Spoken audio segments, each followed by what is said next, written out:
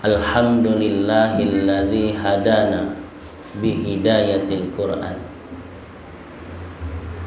Wassalatu wassalamu ala asyrafil anbiya'i wal mursalin Sayyidina wa nabina khatamul anbiya'i wal mursalin wa ala alihi wa ashabihi wa man tabi'ahum bi ihsanin ila yaumiddin.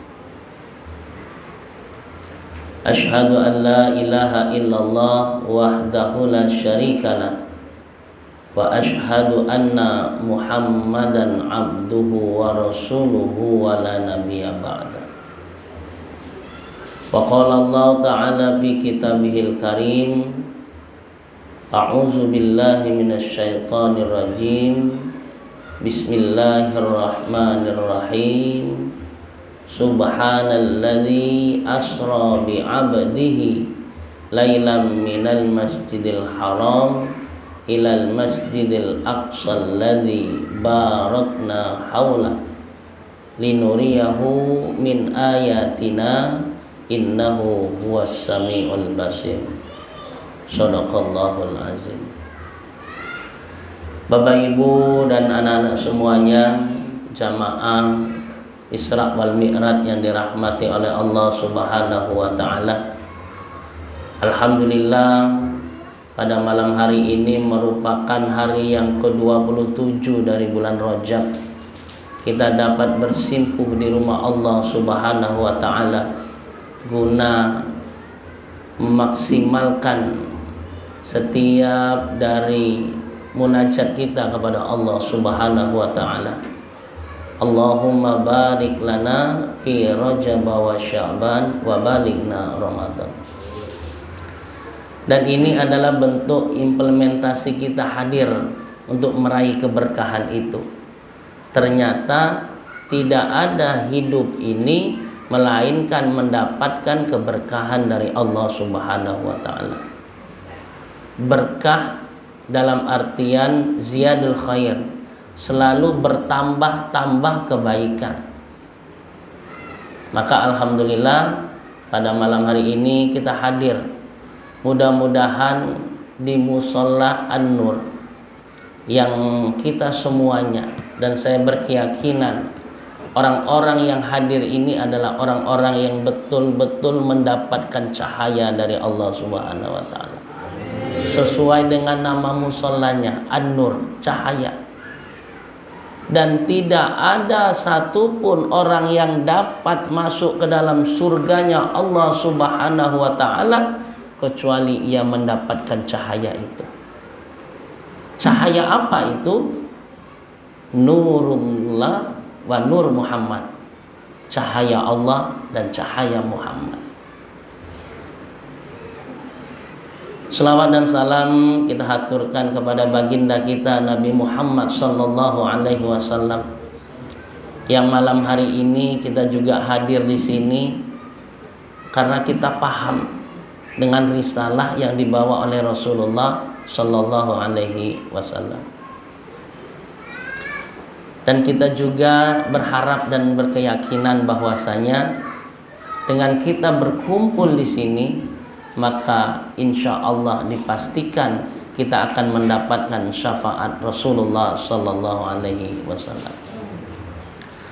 Bapak Ibu jamaah Isra wal Mi'raj yang dirahmati oleh Allah Subhanahu wa taala, mohon izin ayah bunda saya duduk, karena kalau sudah disediakan seperti ini oleh panitia rasanya hilang keberkahannya kalau saya tidak menikmatinya. Karena justru boleh jadi keberkahan acara malam hari ini ketika saya duduk di kursi ini. Maka saya harus duduk. Memang agak canggung saya nih kalau duduk ini. Biasanya tegak tuh lah. Cuman mohon izin, pecahnya lemak ini kalau duduk ini. Apalagi lah mulai pendataan kan. Nah, siap-siap ini. Kita cari kursi yang agak lemak, yang empuk duduknya supaya kita nyaman. Bapak Ibu, yang dirahmati oleh Allah Subhanahu wa taala dan anak-anak semuanya, termasuk yang sedang main lato-lato juga.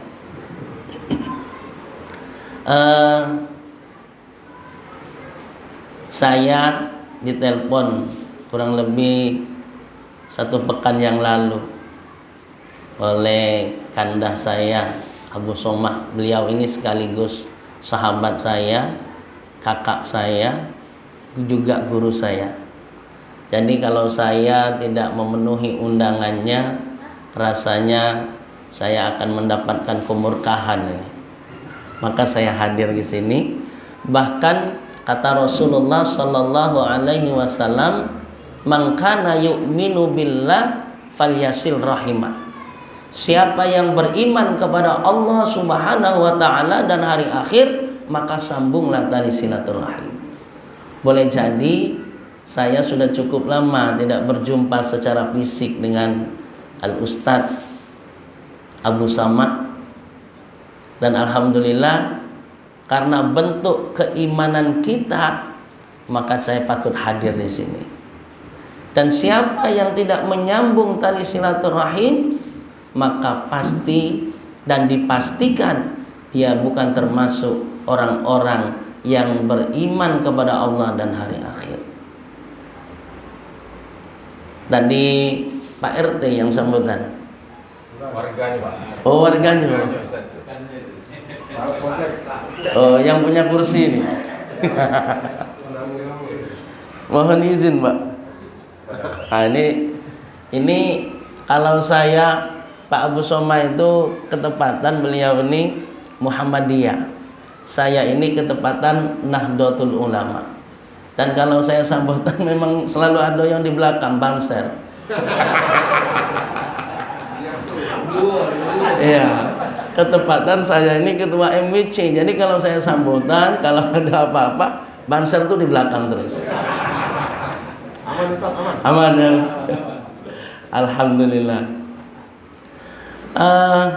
Tadi beliau mendoakan mudah-mudahan bisa doktor. Amin. Memang saya sudah berapa kali dapat beasiswa. Tapi pertama kali saya dapat beasiswa ketika saat itu saya baru pindah di perumahan. Ini cerita sedikit. Karena memang hari ini kita ini cerita-cerita aja, bukan tausiah. Jadi ketika saya pindah dari perumahan Bukit Sejahtera Poligon, kurang lebih saya 12 tahun tinggal di situ, dan saya pindah ke Gandus.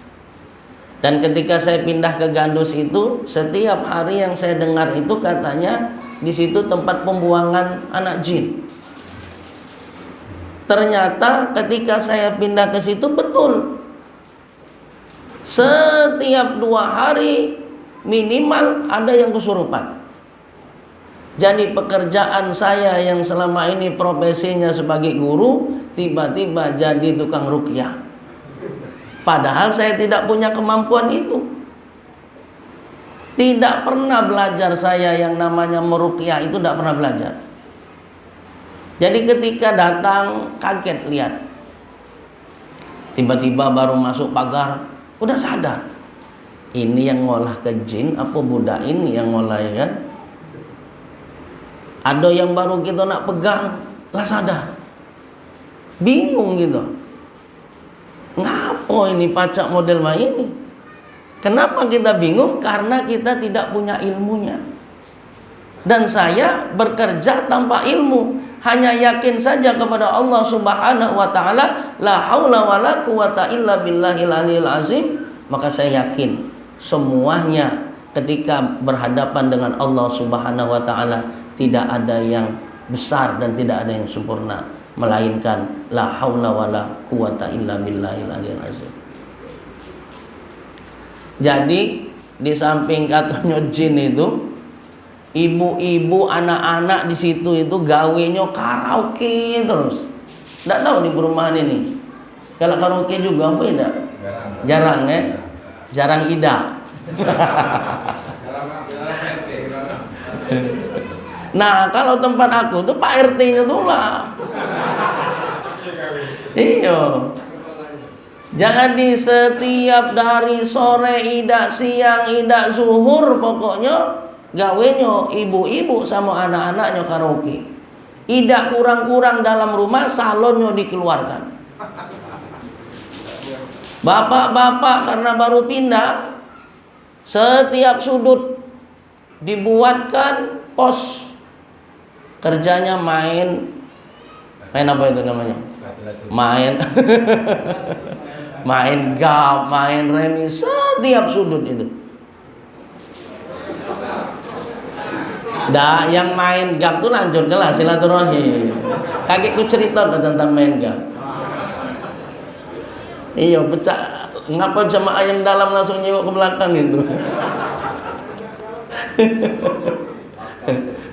Kakekku bela Pak tentang yang main gam, aman. Ada dalilnya. Jadi itu kondisinya, sehingga saya tidak bisa melanjutkan S3-nya itu. Bahkan saya sudah jadi dosen di UIN, waktu itu dosen terbang. Ya namanya dosen terbang melayang-layang tuh lah, ya kan? Saya putuskan berhenti karena anak-anak kecil itu baru SD kelas 4, kelas 5, kelas 6 sudah mulai merokok, sudah mulai kenal dengan minum-minuman, bahkan mereka diperalat untuk narkoba. Yang bapak-bapak, yang remaja-remaja punya ilmu kebal, gawenya tiap hari buat apa namanya? Apa ini yang sedang direkam ini? Buat postingan nunjukin kekebalannya. Kaget diposting. Sini sambil jual obatnya juga. Nah, itu yang terjadi di perumahan saya. Ketika itu terjadi dan saya tuliskan jadi sebuah buku. Ini cerita gara-gara tidak jadi S3 itu, ini panjang ternyata, tapi cukuplah sampai sini ya. Nah, itu menunjukkan hidup itu ternyata pilihan. Orang yang mau hadir ke musola itu juga pilihan. Mau hadir atau tidak itu pilihan. Tapi ingat Pak, alhamaha fujuraha wa taqwaha. Kita tinggal pilih fujur atau wa taqwaha. Kalau kita pilih wa taqwaha, insya Allah selamat. Barangkali sekarang sedang viral. Sulit kalau saya mau menceritakan Fir'aun. Sulit kalau saya mau menceritakan Qarun. Tapi tidak sulit kalau saya menceritakan Ferdy Sambo. Kenapa? Karena tidak ada satupun orang di Republik ini, dari mulai anak-anak bahkan sampai yang sudah sepuh sekalipun tahu ini yang namanya Ferdy Sambo ini tahu. Ada sebagai lelucon, ada sebagai kebencian, ada yang diambil hikmahnya. Malam hari ini kita akan ambil hikmahnya. Ferdy Sambo ketika duduk di kursi seperti yang saya rasakan ini, ditanya oleh hakim, apakah kau tidak memikirkan, katanya, kata Pak Hakim, karirmu yang mencorong bahasanya itu.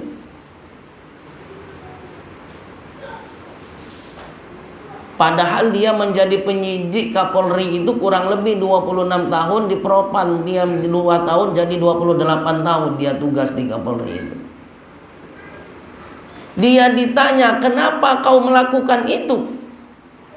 Tidak disebutkan oleh hakimnya, melakukan itu. Kenapa kau melakukan itu dengan karirmu yang mencorong? Engkau punya pengalaman yang luar biasa dalam penyidikan. Ferdy Sambo jawab, akalnya mengalahkan hatinya. Jadi akalnya itu mengalahkan hatinya. Maka ketika Rasulullah Shallallahu Alaihi Wasallam diundang oleh Allah Subhanahu Wa Taala di dalam surat Al-Isra, dijalankan oleh Allah Subhanahu Wa Taala. Saya menggunakan kata undangan Karena memang Rasulullah Shallallahu Alaihi Wasallam dalam keadaan bersedih. Bersedih ditinggal oleh orang yang tercinta, ditinggal oleh istri yang tercinta, ditinggal oleh paman yang tercinta, maka sedih beliau. Maka diundanglah. Dan kita tahu bahwasanya 30 juz 114 surat 6666 ayat itu seluruhnya diturunkan oleh Allah, diwahyukan oleh Allah melalui malaikat Jibril. Tapi beda dengan sholat, tidak melalui malaikat Jibril.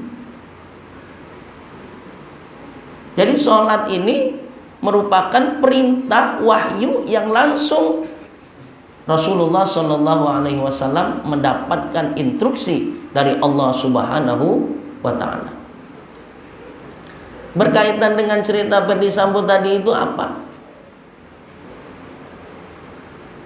Imam Al-Ghazali membagi, ternyata manusia ini tergantung pada hatinya.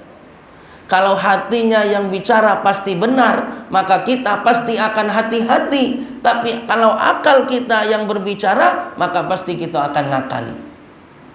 Yang namanya akal pasti galak ngakali. Yang namanya otak pasti galak ngotak-ngotaki. Tapi kalau hati, insya Allah kita akan menjadi orang-orang yang hati-hati.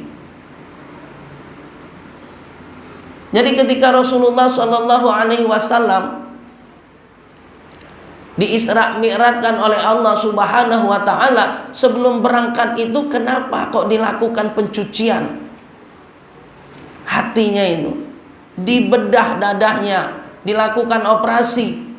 Dan sebelum berangkat Isra dan Mi'raj, bukan saat dilakukan Isra Mi'raj apa di tengah jalan, umpamanya di langit ke-1 atau langit kedua, atau setelah pulang dari pelaksanaan Isra dan Mi'raj.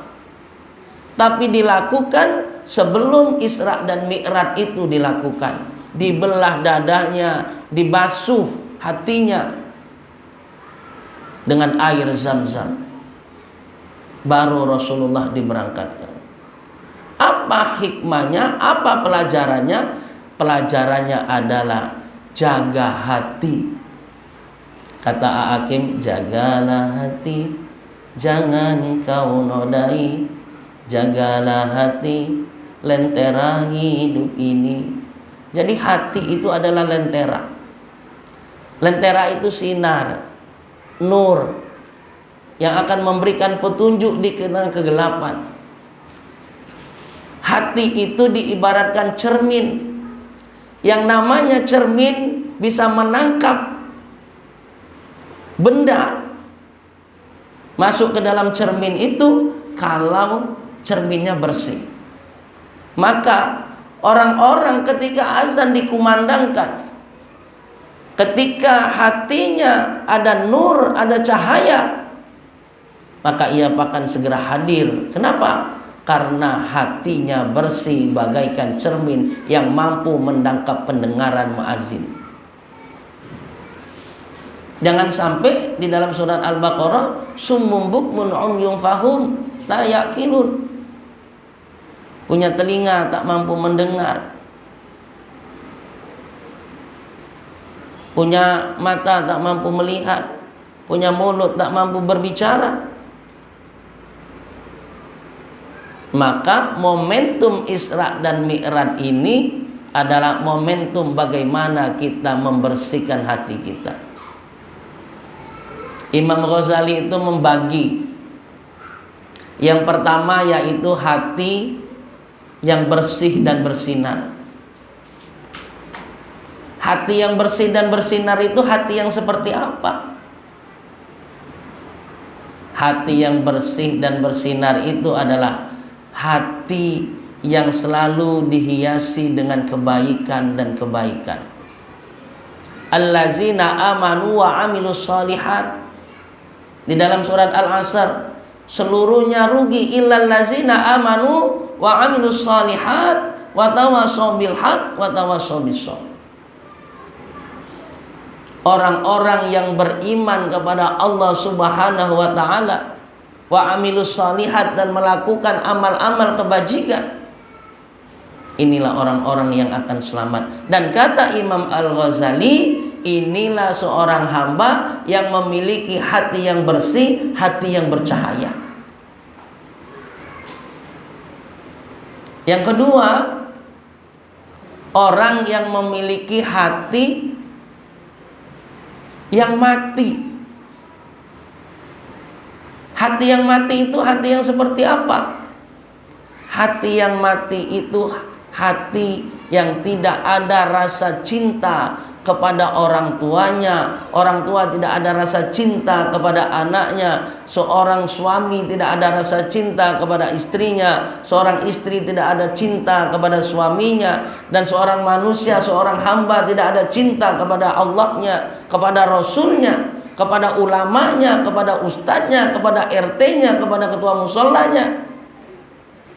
Itulah yang disebut dengan hati yang sudah mati.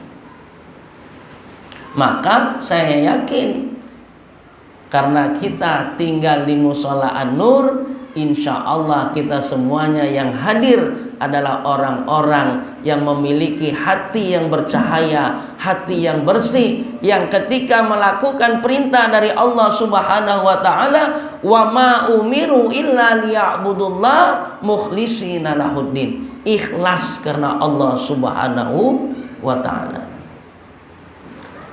Bapak Ibu jamaah Isra Mi'raj yang dirahmati oleh Allah Subhanahu wa taala. Ini kalau duduk nih memang kejingoannya agak serius ini. Iya, kejingoan seminar nih kan. Tadi MC lah ngomong seminar ini. Biasanya kalau tidak serius langsung nih. Langsung tidur ini. Sudah mulai ini. Ada yang mulai ini. Jam berapa ini?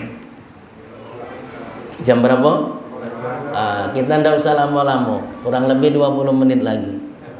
Ya.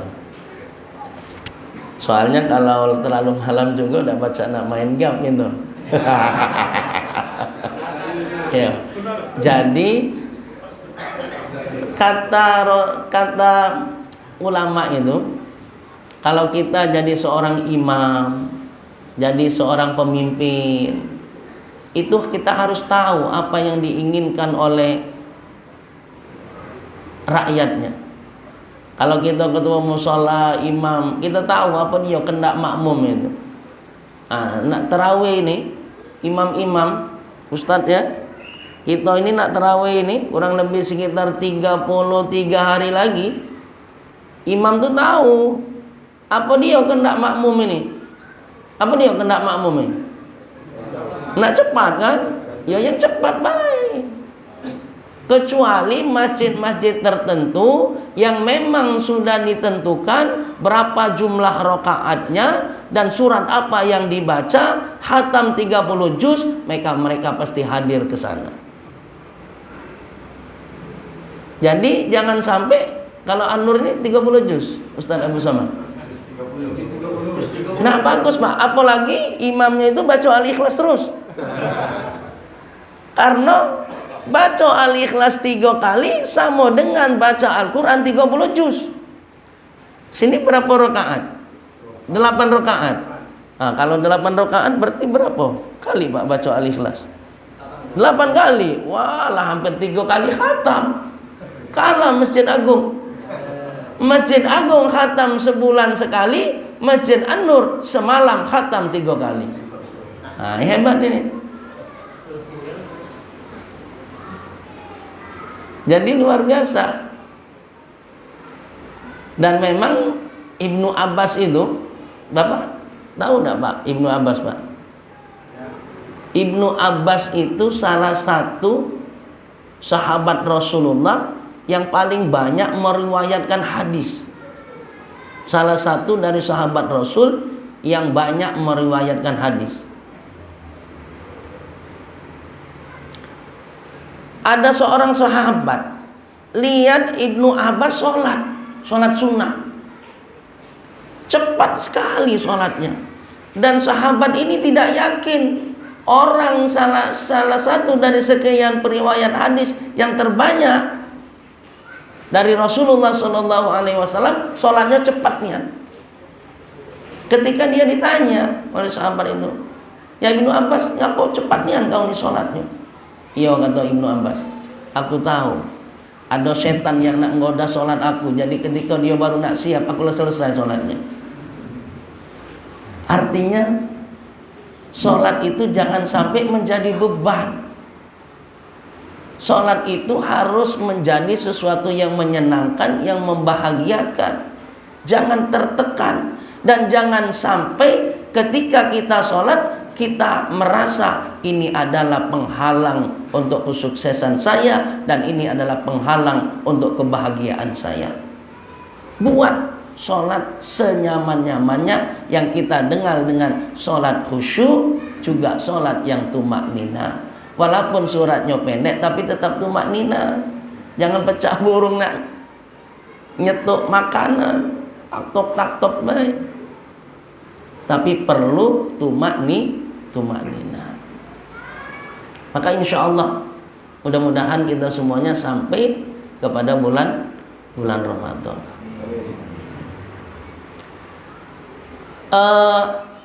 Yang selanjutnya, ketika Subhanallazi asra bi 'abdihi lailam minal masjidil haram ilal masjidil aqsal lazi barakna. Ini kalau kita bahas perkata ini lumayan agak lama ini. Tapi saya akan ambil kata barakna haulah. Barakna itu memberikan keberkahan haulah, sekitarnya. Jadi kota Mekah itu kan tandus, lembah yang tandus, di Bakkah. Lembah yang paling tandus yaitu Mekah itu. Di dalam Al-Quran disebut dengan kata Bakkah. Tapi dia memberikan keberkahan. Barakna haulah, memberikan keberkahan yang ada di sekitarnya. Dan orang sholat pun harus memberikan keberkahan. Dan saya dapat informasi dari Ustadz Abu Somah itu, jumlah warga di sini kurang lebih 80 Pak RT ya. 83 kakak. Dari 83 kakak itu ada 14 kakak non muslim. Betul. Nah, inilah yang disebut yang namanya barakna haula, memberikan keberkahan kepada orang-orang yang ada di sekitarnya. Ada hadis Rasulullah Shallallahu Alaihi Wasallam sama dengan hadis yang tadi, man kana yu'minu billahi wal yaumil akhir falyukrim jarahu. Siapa yang beriman kepada Allah dan hari akhir, maka muliakanlah tetanggamu. Termasuk yang 14 ini. Dan kalau kita orang-orang yang betul-betul sholat karena Allah Subhanahu wa ta'ala, maka 14 warga ini akan mendapatkan keberkahan dari dampak ibadah kita. Tadi Qori baca surat An-Nisa ya, 124. An-Nisa 124. Utslu ma uhiya minal kitab wa aqimis shalah. Wa idza qamu ila sholata qamu kusala. Dan apabila mau berdiri melaksanakan sholat, qamu kusala, maka ia bermalas-malasan. Malas beratnya rasanya kalau nak semayang itu. Kadang kaki lah melangkah, baik dipanggil kawan, baca mampir. Kenapa? Karena inilah yang disebut keliru tadi ayatnya. Innal munafiqina yukhadi'ullah wa huwa khadi'uhum. Mohon maaf, keliru ayatnya tadi. Jadi orang-orang munafik itu adalah orang yang ketika mau menegakkan sholat maka terasa berat, terasa kusala, terasa malas. Dan orang yang malas-malasan dalam sholat itu dijelaskan fawailul lil musallin, maka celakalah bagi orang yang sholat. Kenapa celaka? Sholat saja celaka, apalagi tidak sholat. Karena pawailun, celaka itu adalah ketika ia menyia-nyiakan. Kata Rasulullah sallallahu alaihi wasallam, ya'ti 'alan nasi zamanun, riwayat Imam Bahaqi. Ya'ti 'alan nasi zamanun, akan datang bagi manusia suatu zaman, yusalluna wa la yusallun, mereka sholat tetapi mereka sebenarnya sedang tidak melakukan sholat. Na'udzubillah summa na'udzubillah. Siapa yang sholat tetapi sebenarnya mereka sedang tidak sholat?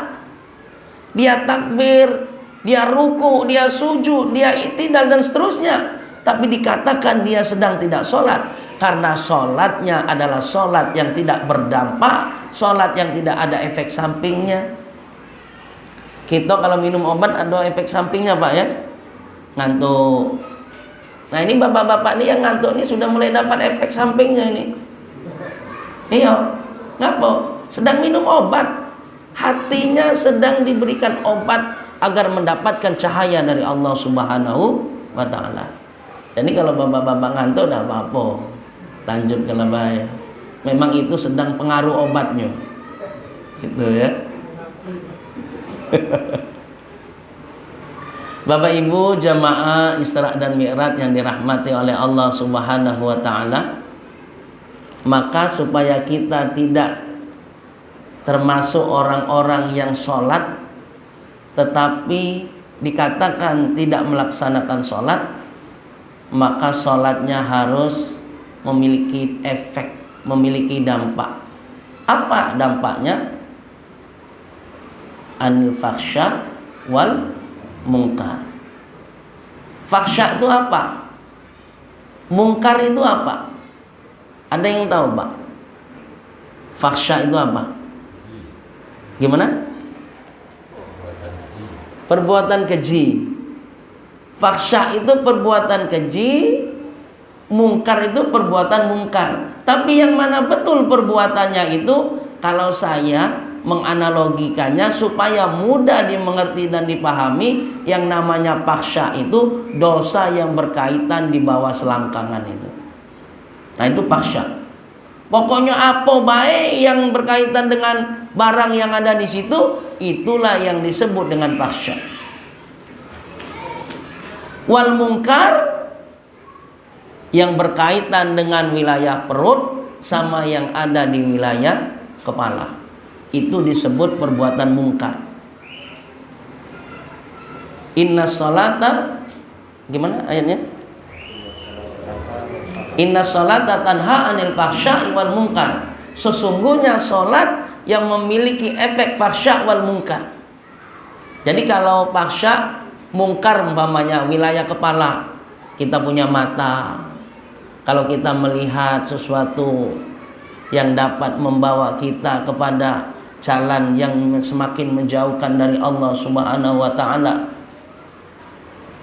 maka ini perbuatan fakhsya. Lisan kita, contoh umpamanya kita tinggal di perumahan kayak gini, seumpamanya pengajian ini nutup jalan, berarti kita sudah mengganggu orang yang menggunakan jalan. Itu boleh enggak? Enggak boleh. Contoh saya parkir di jalan itu, kalau parkirnya mengganggu orang mau lewat juga itu tidak boleh. Karena zaman Rasulullah Shallallahu Alaihi Wasallam itu ketika ada para sahabat-sahabat berkumpul di pinggir jalan sedang main gap dan seterusnya itu, kata Rasulullah, bubar kamu, bubar, ngapain kamu duduk di sini? Santai Pak, belum terakhir ini. Akhir ini happy ending ini. Jadi memang uang yang galak dodo main gam itu memang sudah ada semenjak zaman Rasul. Iya. Jadi bapak-bapak yang suka main gam tuh sebenarnya sudah lahir semenjak zaman Rasul ini. Jadi ketika disuruh bubar oleh Rasulullah Shallallahu Alaihi Wasallam, para sahabat jawab, ya Rasulullah, kami lalamu model mau ini dan disinilah kami bisa berkumpul. Disinilah kami baca ngobrol, disinilah kami baca saling bercerita, saling berbagi keluh dan kesah tentang kehidupan ini.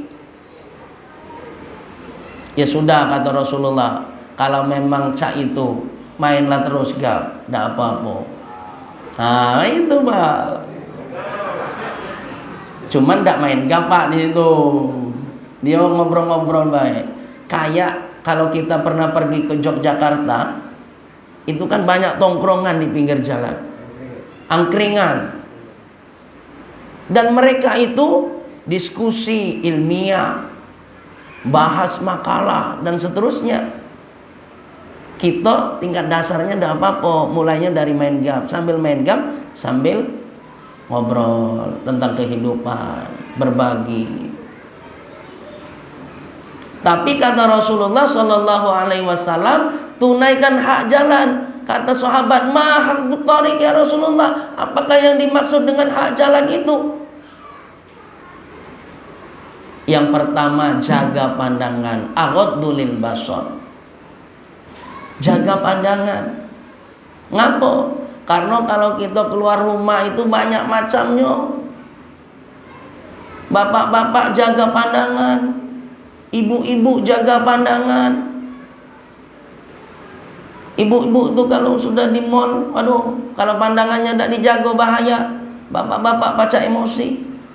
Jangankan di mall, di pasar 16 Mei atau di pasar tempat beli sayur Mei, bapak-bapak duduk di parkiran, ibu-ibu lamunian, banyak penyinggung.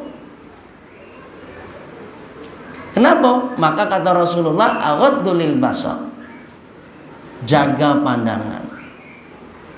Nah itu salah satu. Yang kedua, waraddus salam, jawab salam. Tidak hanya assalamualaikum, klakson juga salam. Tapi jangan sampai malam hari ini jalan viral.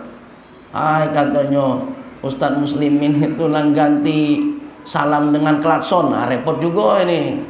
Soalnya direkam ini. Pacak viral kalau dipotong ini. Nah, kan? Ketika di Jawa itu, kalau di Jawa, monggo Pak, dan orang Jawa itu tidak pernah mendahului orang tua yang berkendaraan sebelum ia mendapatkan izin. Dan dia belum berani mendahului kalau dia belum mengucapkan salam.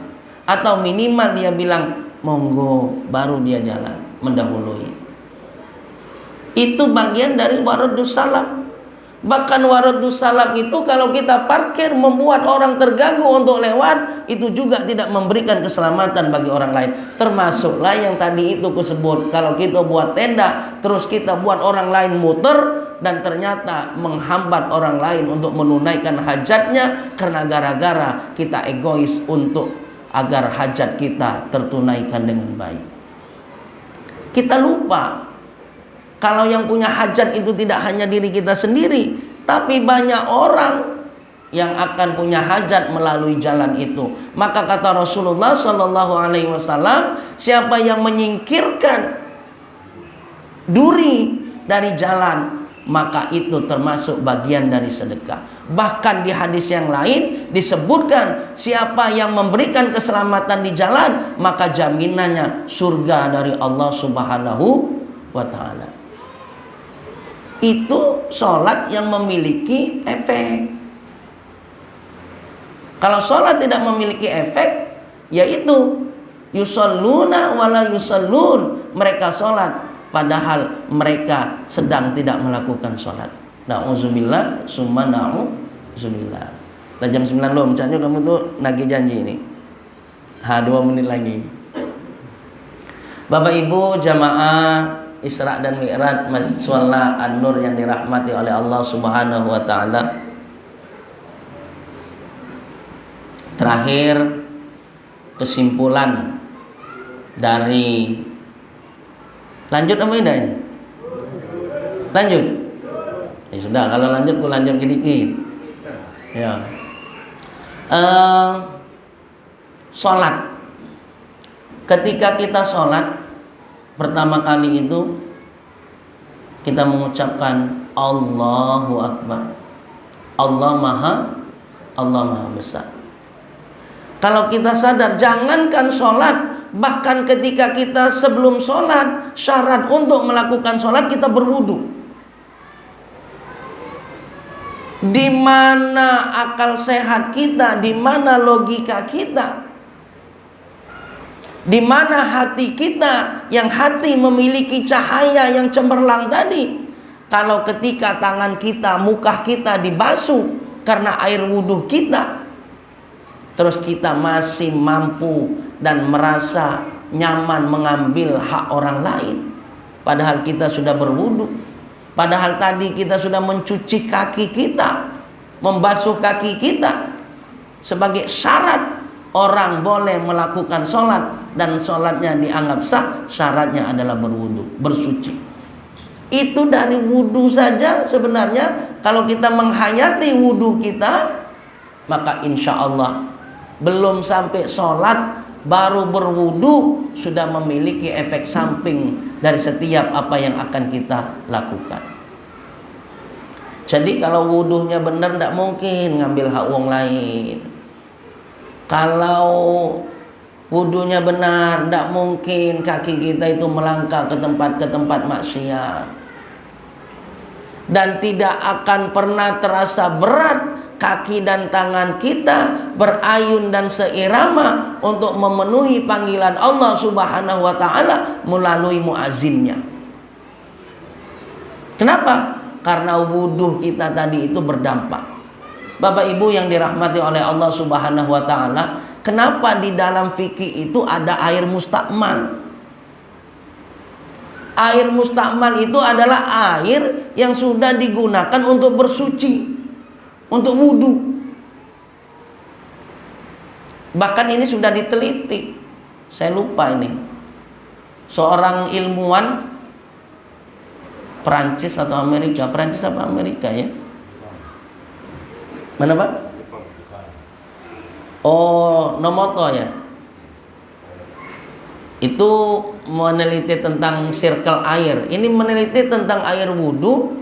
Dia melihat, nanti saya cek, dia melihat ada seekor bebek yang sedang bercinta.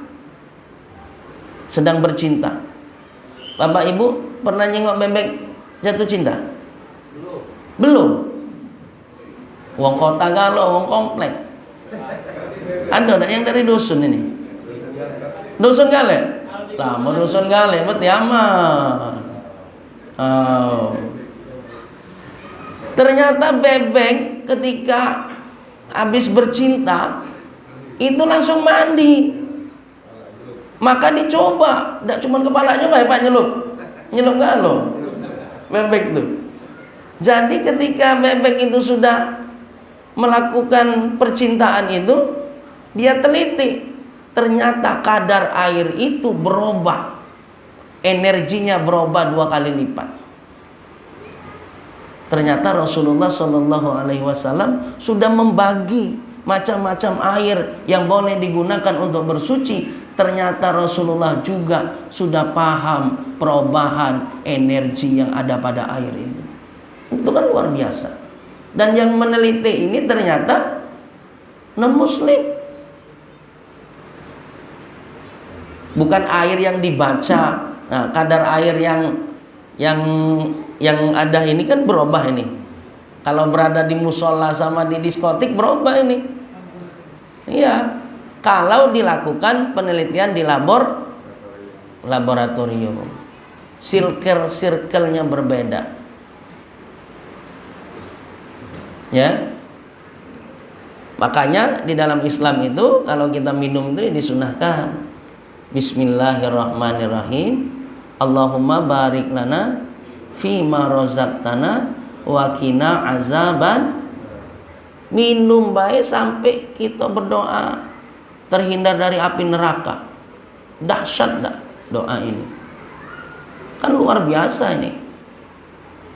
Setiap aktivitas kita ajarkan. Maka wajar kalau anak-anak yang ngaji-ngaji itu, yang kecil-kecil, ada TPA-nya enggak Ustadz ini? Ada TPA-nya, diajarkan itu. Itu bukan hanya diajarkan untuk dihafalkan, tetapi bagaimana kebiasaan itu menjadi karakter itu menjadi budaya, dan budaya itu menjadi kebiasaan kita dalam melakukan amal-amal kebajikan kepada Allah Subhanahu wa taala. Kenapa? Karena anak itu tidak akan pernah gagal meniru, tapi boleh jadi ia gagal menerima nasihat, boleh jadi ia gagal di sekolah, tetapi dia tidak akan pernah gagal meniru apa yang kita lakukan. Nah, termasuk itu tadi. Bapak Ibu, jamaah Isra Mi'raj yang dirahmati oleh Allah Subhanahu wa taala. Yang kedua, ketika kita membaca surah Al-Fatihah, Alhamdulillahi Rabbil Alamin, segala puji bagi Allah Tuhan semesta alam. Yang Rasul diutus itu sesuai dengan segala puji bagi Allah Tuhan semesta alam. Wa ma arsalnaka illa rahmatan lil alamin. Tidaklah aku diutus ini untuk memberikan rahmat, kasih sayang, kebaikan, keakraban di antara kita semuanya.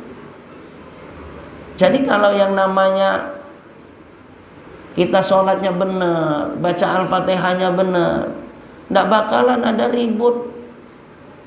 Beda warna coblosan lah ribut. Itu terlalu jauh. Pemilihan ketua musola, pemilihan ketua masjid, begitu nak ribut. Terus kalau lah ribut, kelompok yang kalah datang lagi. Betul tidak Pak? Belum mengalami Pak ya? Ya, mudah-mudahan terus Pak istiqomah. Insya Allah kalau ada Ustaz Abu Somani aman. Kalau di tempat kita ada ulama, ada ustadz, ada kiai, insya Allah sejauh-jauh kita melangkah pasti akan kembali, insya Allah. Jadi ketika kita membaca Alhamdulillahi Rabbil Alamin itu kita sadar betul kita ini membawa rahmat. Sebagai orang tua, rahmat bagi anak-anaknya. Karena di dalam Al-Quran juga disebutkan anak bisa menjadi fitnah, anak bisa menjadi musuh, aduun. Tetapi harapan kita, Rabbana hablana min azwajina wa zurriyatina qurrata a'yun waj'alna lil muttaqina imama. Itu baru wilayah terkecil. Memberikan rahmat. Di rumah itu kalau ada rahmat, ada kasih sayang, insya Allah aman. Sering kita mendengar kalau tausiah pernikahan sakinah mawaddah warahmah dapat kita. Kalau semua keluarga itu berangkat dari sakinah mawaddah warahmah, insya Allah negara ini baldatun thayyibatun wa rabbun ghafur. Waktu ruku, waktu sujud, Bu, waktu ruku baca apa Bu? Oh Bu, waktu ruku baca apa Bu? Nggak pakai ruku lagi kata ibu, langsung sujud meh. Subhana rabbiyal azimi wa bihamdi, subhana rabbiyal a'la wa bihamdi. Kata Rasulullah Shallallahu Alaihi Wasallam, khafifatani fil lisan wasakilatani fil mizan. Bacaan ketika ruku dan sholat ini ringan di lidah tapi berat di timbangan. Jadi ketika kita sedang ruku, sedang sujud, baca Al-Fatihah, sedang takbir, itu rasanya kalau mau cepat-cepat berpisah dengan Allah Subhanahu wa taala, rasanya rugi. Ringan di lidah tapi berat di timbangan. Bacaan subhana rabbiyal azimi wa bihamdi, subhana rabbiyal a'la wa bihamdi. Ini luar biasa nih.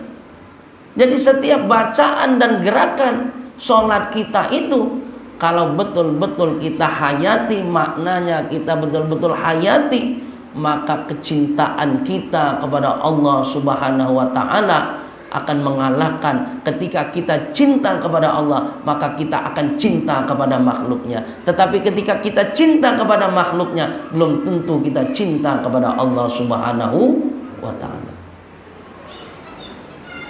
Barangkali itu yang dapat saya sampaikan, karena sudah lewat 10 menit. Bapak Ibu jamaah Isra dan Mi'raj yang dirahmati oleh Allah Subhanahu wa ta'ala, mudah-mudahan peringatan Isra Mi'raj tahun ini walaupun singkat, kalau betul-betul kita pahami, mulai besok subuh jamaah tidak bakalan berkurang, bakalan bertambah. Kenapa? Karena yang tidak hadir malam hari ini dapat cerita, ternyata sholat itu begitu luar biasa dahsyatnya. Kata Rasulullah Sallallahu Alaihi Wasallam, siapa yang ingin sesuatu, siapa yang ingin sukses, siapa yang ingin bahagia, maka perbaikilah sholatnya. Insya Allah dengan sholat itu hidup kita akan tenang. Karena hidup kita memang diciptakan oleh Allah dalam ketidakketenangan. Laqad khalaqnal insana fi kabad. Sungguh aku ciptakan kalian dalam keadaan kecemasan. Contohnya, nah ini balik lagi, tadilah kesimpulan, balik lagi. Kita masih bujang, cemas, nak berbini, lah dapat bini, cemas, nak punya anak, lah punya anak, cemas, nak didiknya terus. Kenapa? Karena memang kita diciptakan dalam keadaan kecemasan, dan ketika kecemasan itu kita imbangi dengan kita bersujud kepada yang menciptakan kecemasan itu, maka hidup kita pasti akan tenang dan kita pun akan kembali dalam keadaan tenang. Ya ayyatuhan nafsul mutmainnah irji'i ila rabbiki radiyatan mardiyah fadkhuli fi ibadi wadkhuli jannati. Demikian yang dapat saya sampaikan, kurang lebih mohon maaf. Terima kasih banyak atas perhatiannya Bapak Ibu dan anak-anak semuanya. Mudah-mudahan pertemuan ini sebagaimana yang Allah sebut di dalam surat Yasin sebagai saksi dan bukti kita nanti berjumpa di surganya Allah Subhanahu wa ta'ala. Demikian, wallahu muwaffiq ila aqwamit thoriq. Wassalamualaikum warahmatullahi wabarakatuh.